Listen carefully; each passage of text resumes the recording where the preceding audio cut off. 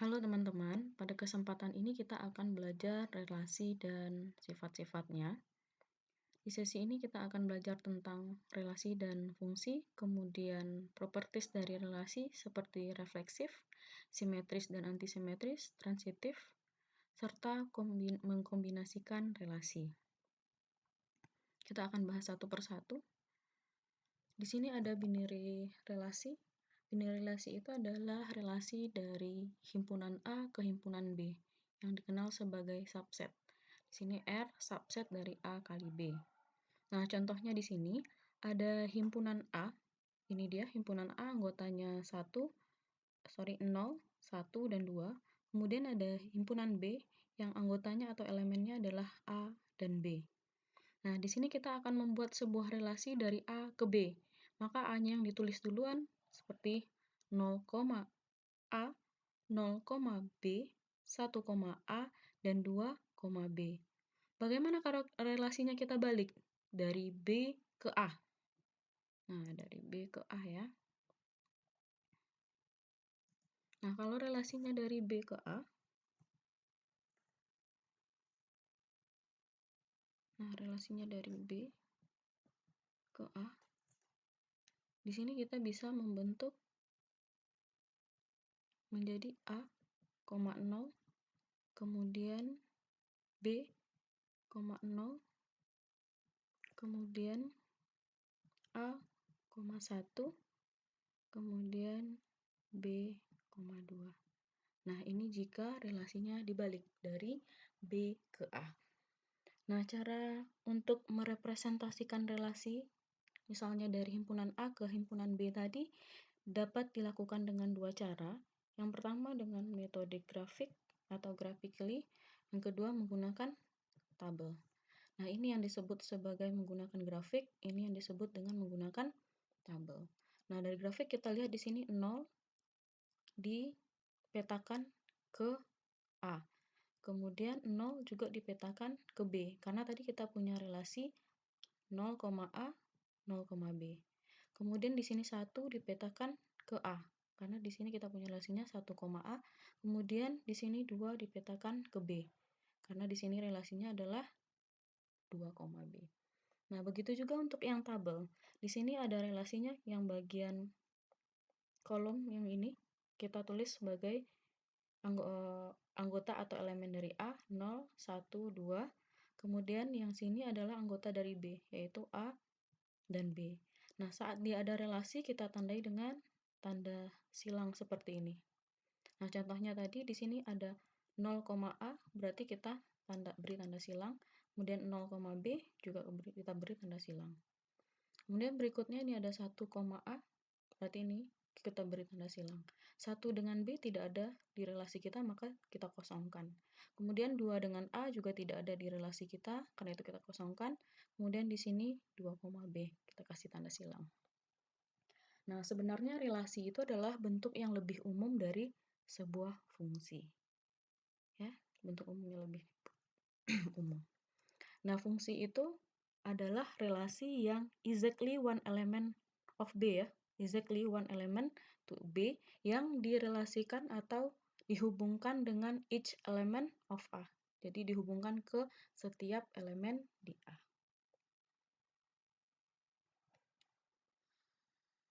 Nah, kita lanjut dengan relasi pada sebuah himpunan.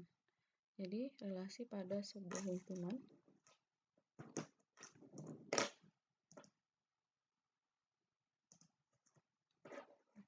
Nah, himpunan di sini misalkan adalah himpunan A. Jadi, relasi dari himpunan A ke himpunan A itu dapat dituliskan sebagai subset dari A ke A. Nah, di sini misalnya kita punya himpunan A-nya adalah A, B, C, maka himpunan yang bisa kita bentuk itu adalah A, A, B, dan A, C.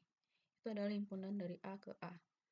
Nah, contoh lainnya, misalnya kita punya himpunan A itu 1, 2, 3, dan 4.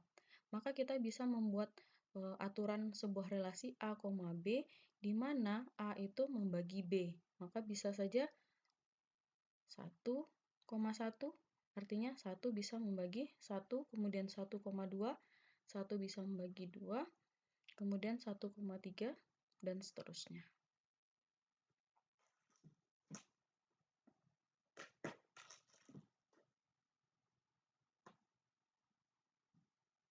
Nah, sekarang di sini ada pertanyaan, how many relation are on a set? Nah, berapa banyak relasi yang bisa ada pada sebuah himpunan A? Nah, di sini berarti relation A tadi, berarti relasi A tadi adalah subset ya, subset dari A kali A, di mana A kali A itu dia mempunyai n kuadrat elemen. Kemudian himpunan A itu pasti dia mempunyai 2 pangkat n subset. Nah, sehingga bisa terbentuk bahwa banyaknya relasi di set A itu ya, relasi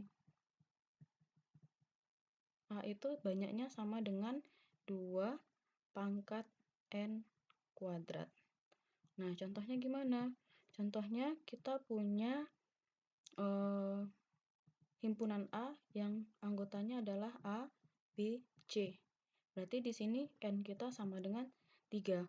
Untuk menentukan banyaknya relasi A itu, berarti tinggal pakai rumus tadi, 2 pangkat n. N-nya berarti 3, 2 pangkat 3, pangkat 3 lagi. Berarti 2 pangkat 9. Di mana 2 pangkat 9 itu sama dengan 512. Jadi banyaknya relasi saat A itu mempunyai 3 elemen adalah 512.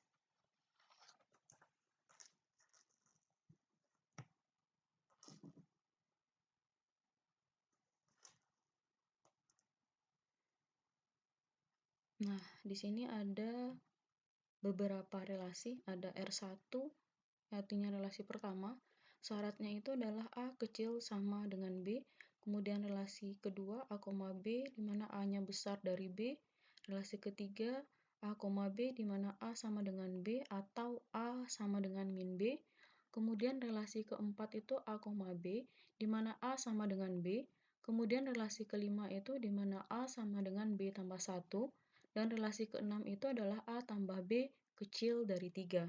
Yang ditanya di soal ini, which of this relation contain each of pair? Artinya, kita akan mengecek masing-masing pasangan ini dia masuk ke relasi yang mana. Nah, untuk menceknya kita cek untuk pasangan yang pertama. Pasangan pertama itu adalah 1,1.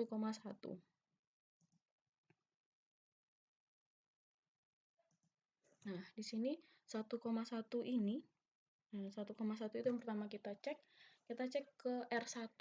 R1 itu adalah A kecil sama dari B.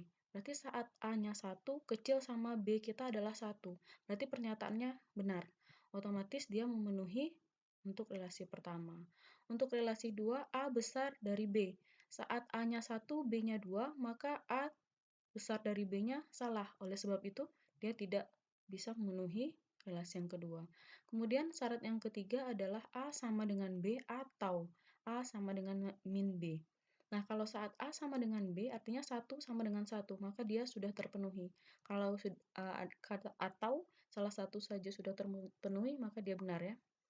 Kemudian di R4, kita lihat di sini syaratnya adalah A sama dengan B.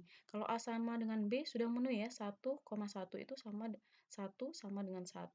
Kemudian di R5, A itu 1, B-nya juga 1. 1 sama dengan 1 tambah 1, artinya 1 sama dengan 2. Maka pernyataan ini menjadi salah, maka tidak terpenuhi. Oleh sebab itu, di sini tidak ada R5.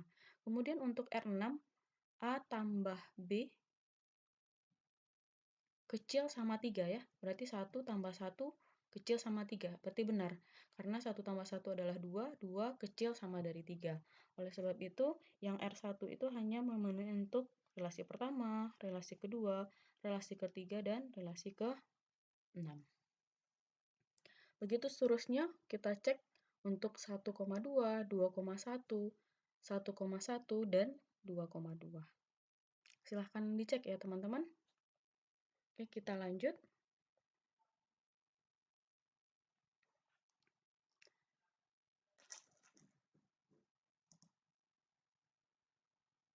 Nah, sekarang kita masuk ke properties dari relasi. Nah, properties yang pertama itu adalah refleksif. Di mana refleksif itu berlaku jika dan hanya jika A, di sini ada A, elemen dari R untuk setiap A elemen A. Nah, bisa disimbolkan seperti ini.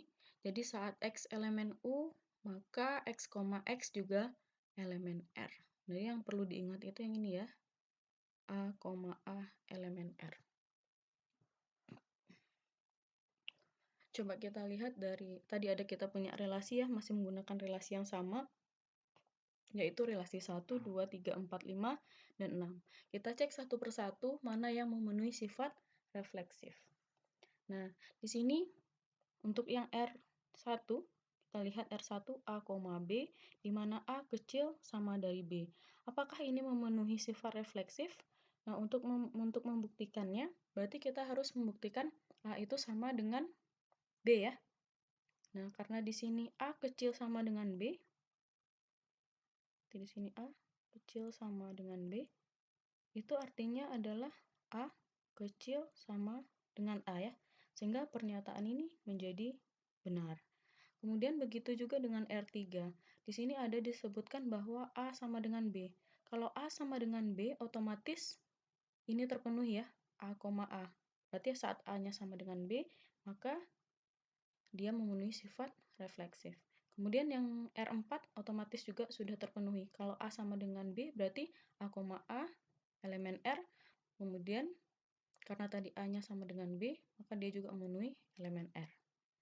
Nah, kalau yang untuk R2, kalau kita bikin A, A-nya adalah misalnya A-nya 3, kemudian otomatis kita bikin B-nya juga 3 ya, karena A, A elemen R. Berarti kalau kita bikin di sini 3, besar dari 3, maka pernyataan ini menjadi salah. Karena itu, ini tidak memenuhi sifat refleksif tersebut. Kemudian di sini ada R5, A sama dengan B tambah 1. Saat kita punya A-nya 3, karena tadi kita syaratnya A sama dengan A ya, A, berarti di sini A sama dengan 3 tambah 1. Berarti 3 tambah 1, 4 ya. Berarti 3 tidak sama dengan 4. Oleh sebab itu juga tidak memenuhi sifat refleksif. Kemudian yang ke-6, R6, ada A tambah B kecil sama dari 3. Saat kita masukkan misalnya A-nya 1, B-nya 1, ini memenuhi. Tapi saat sudah kita masukkan dia, A-nya 4, B-nya 4, berarti 4 tambah 4, 8 ya. 8 itu tidak kecil sama dari 3, artinya dia tidak memenuhi.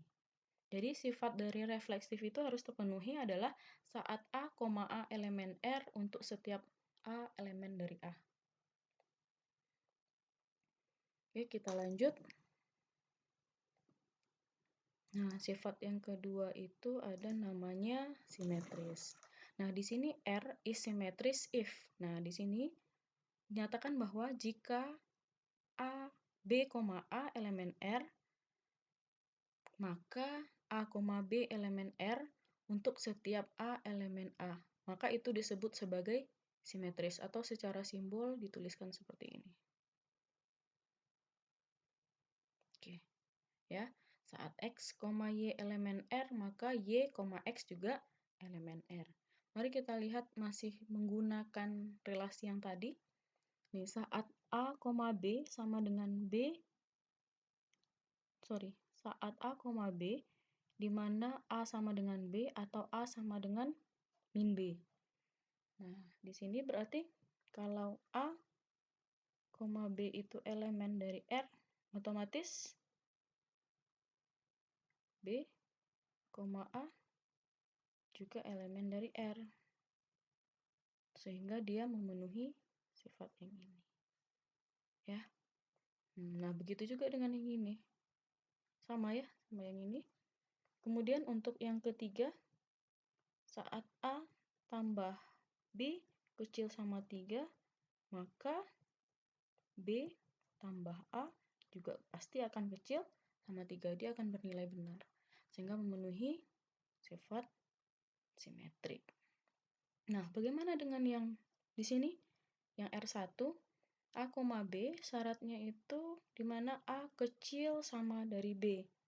Nah, kalau A kecil sama B, kalau sesuai dengan pernyataan di atas, jadi A kecil sama B, maka B itu kecil sama dari A. Ya, gitu ya.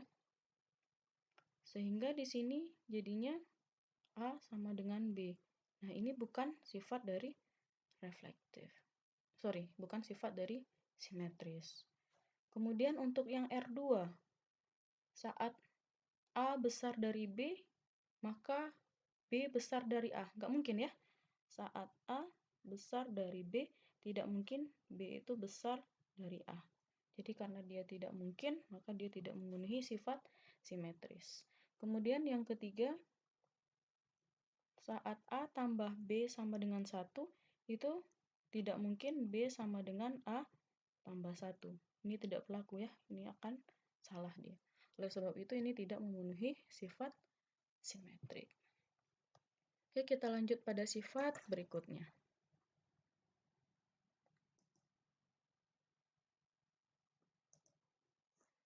Nah, sekarang masuk ke antisimetrik. Nah, apakah sebuah relasi itu bisa bersifat simetrik dan antisimetrik? Bisa. Jadi suatu relasi bisa bersifat simetrik dan antisimetrik dalam keadaan yang sama. Coba kita lihat di sini, yang simetrik di sini, yang antisimetrik di sini adalah R1, R2, R3, dan R4. Yang mana tadi di simetrik, yang ini R4 juga bersifat simetrik ya. Dan di sini di antisimetrik juga memenuhi. Artinya sebuah relasi bisa memenuhi sifat simetrik dan antisimetrik. Nah, yang perlu ditekankan di sini, antisimetrik itu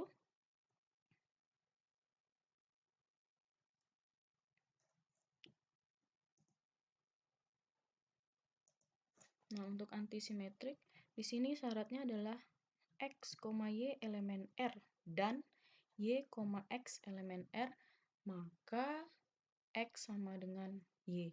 Ini syarat yang harus dipenuhi bahwa sebuah fungsi itu adalah antisimetris.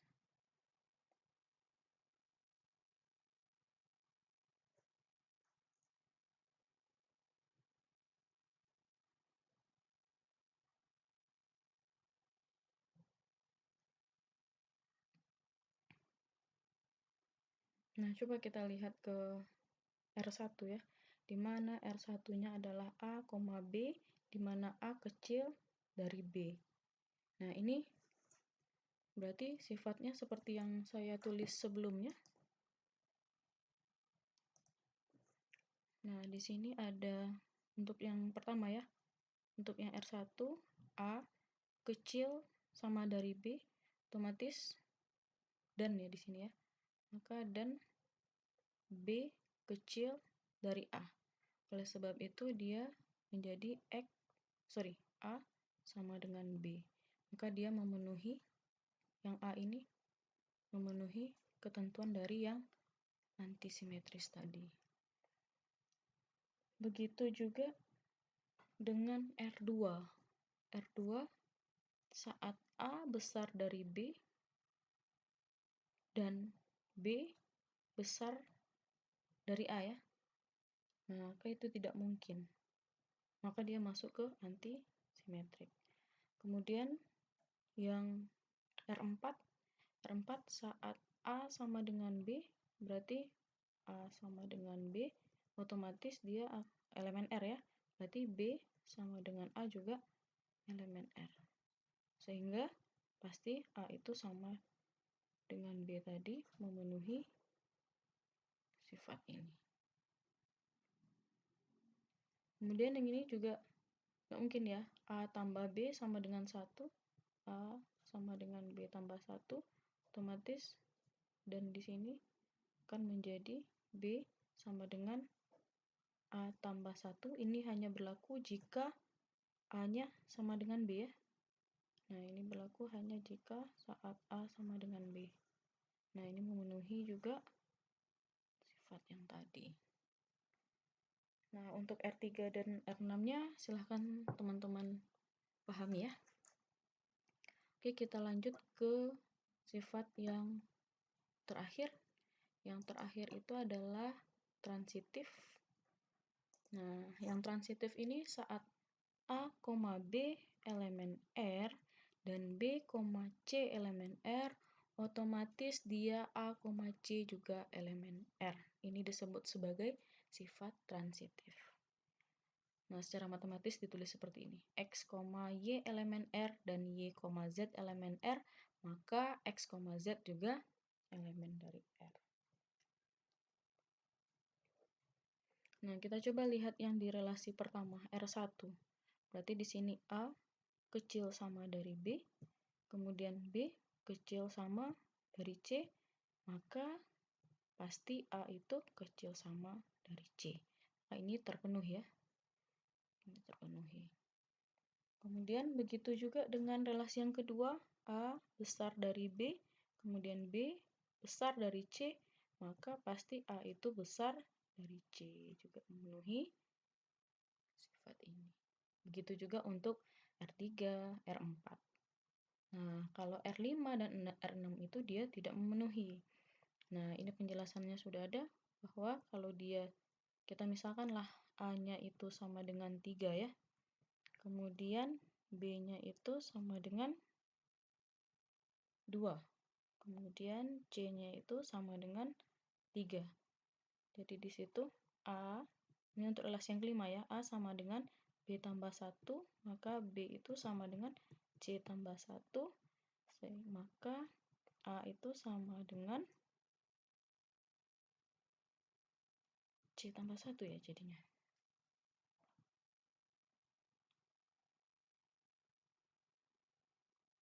Nah, kalau A ini misalnya tadi 3 sama dengan 2 tambah 1, benar ya. Kemudian saat B, 2 sama dengan 3 tambah 1. Ini salah. Kemudian maka di sini 3 sama dengan 3 tambah 1. Nah, ini salah. Jadi karena itu R5 itu tidak disebut transitif. Jadi bukan transitif. Begitu juga dengan R6.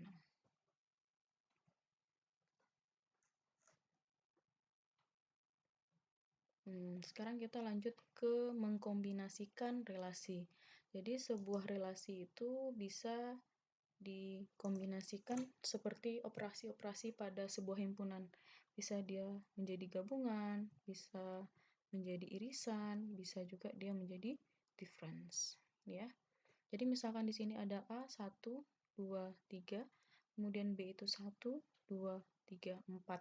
Maka relasi yang bisa terbentuk itu dari R1 adalah 1,1, 2,2, dan 3,3.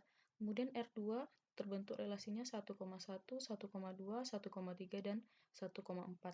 Nah, yang pertama kita coba buat R1 gabung R2. Nah, karena dia gabung, tinggal digabungkan ya.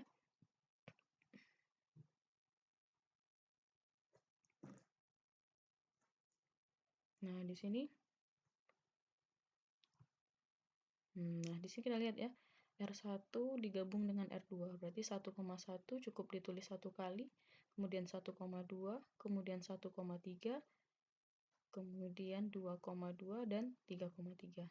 Kemudian irisan berarti yang sama saja antara R1 dan R2, yang sama hanya 1,1. Kemudian R1 different dengan R2, berarti R1-nya dikurang dengan R2 ya. Berarti yang sisa yang berbeda antara R1 dan R2. Maka yang sisanya adalah, karena di sini R1 kurang R1 1,1 sama-sama 1,1 ya. Berarti ini hilang. Kemudian tinggallah ini 2,2 dan 3,3. Begitu juga dengan R2 dan R1.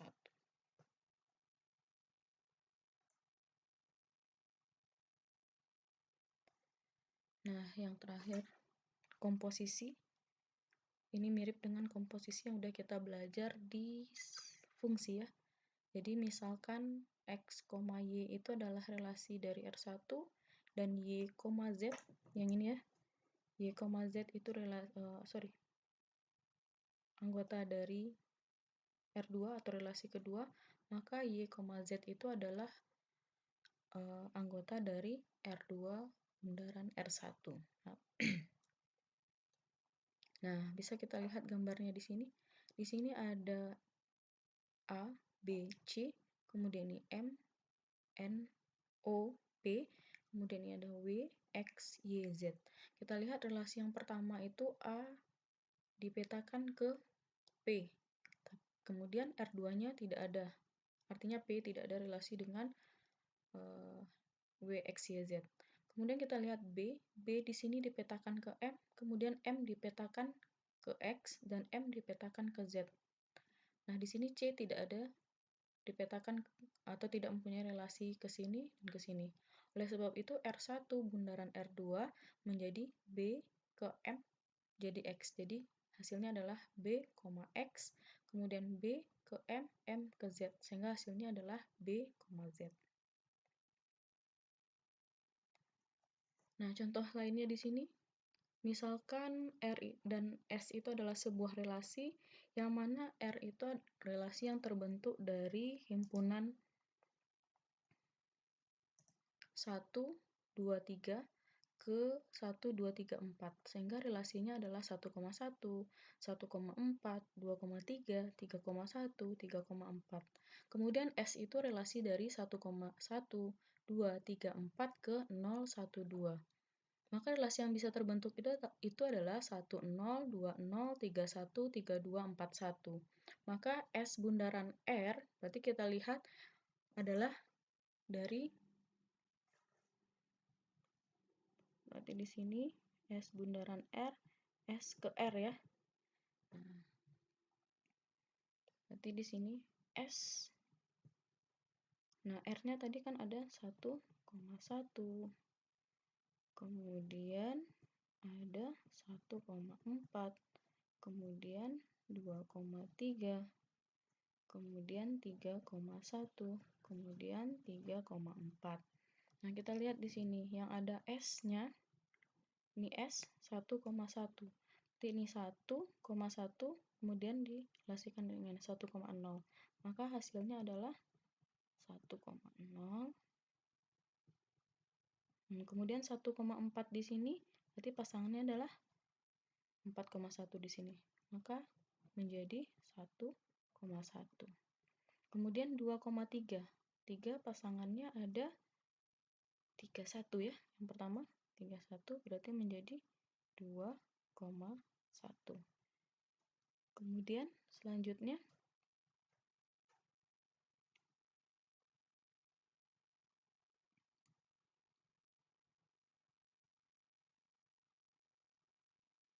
di sini